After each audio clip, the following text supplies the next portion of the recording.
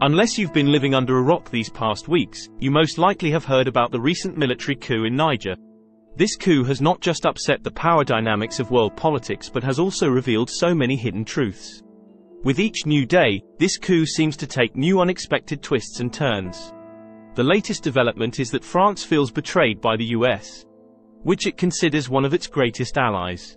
A recent post from Le Figaro, a prominent French newspaper, reported that sources from the French Foreign Ministry stated that Paris does not need enemies when it has allies like Washington. That's quite deep, I know, but a lot has happened lately that led France to feel like a betrayed wife. Let's take a closer look at the events leading to this point from both France and the US vantage points. According to France, the first sign of treachery was the fact that while the French were being booted out of Niger by the military junta, the Biden administration sent Victoria Nuland, the US Deputy Secretary of State and their second-ranking diplomat, to meet with the coup leaders in Niger. And even though she did not succeed in discussing with them, her presence alone in Niger could be seen as an acknowledgement of the military government.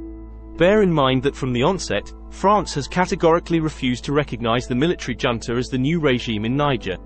In fact, just a few days ago, France refused to engage with them, and stated loud and clear that the only government it recognizes is that of Mohamed Bazoum, the deposed president of Niger.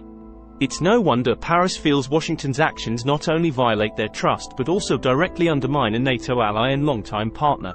The second reason France feels it has been stabbed in the back by its friends in Washington is that just a day after the military coup, the US appointed a new ambassador to Niger, even though the country has not had an ambassador for close to 2 years now. The French see this as the ultimate betrayal. A source close to the French government told Le Figaro that the US did the exact opposite of what we thought they'd do. The US Senate confirmed Kathleen Fitzgibbon, an experienced diplomat with extensive knowledge of West Africa, to become the new ambassador to Niger. The US State Department put out a statement saying they're looking forward to Ambassador Fitzgibbon's swift arrival in Niamey, the capital of Niger. This has caused an unprecedented uproar in Paris, to say the least. The corridors of Paris are filled with the notion that the United States has abandoned its closest allies in order to pursue a more self-serving strategy in Africa.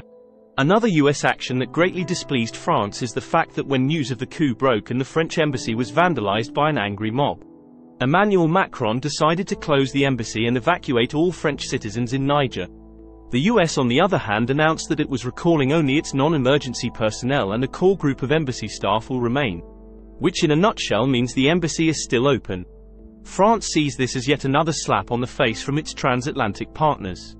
It's also worthy to note that France has a military base in Niger with about 1,500 soldiers. And the United States too has a base with over 1,000 soldiers too. The irony is, while France's military is being asked to leave, nothing has been said about the US troops so far. The American base is worth billions of dollars as it is a highly sophisticated operation with the latest drone technology.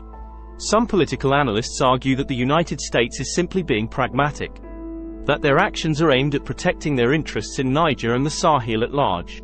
It is important to recognize the geopolitical importance of Niger, particularly in light of its role in anti-terrorist operations and its proximity to important resources. But this geopolitical strategy appears to be at the expense of a long-standing relationship with its trusted ally France. Others argue that the US would rather drop France like a hot potato instead of losing the region to Russia. What do you think? Let us know your opinion in the comment section.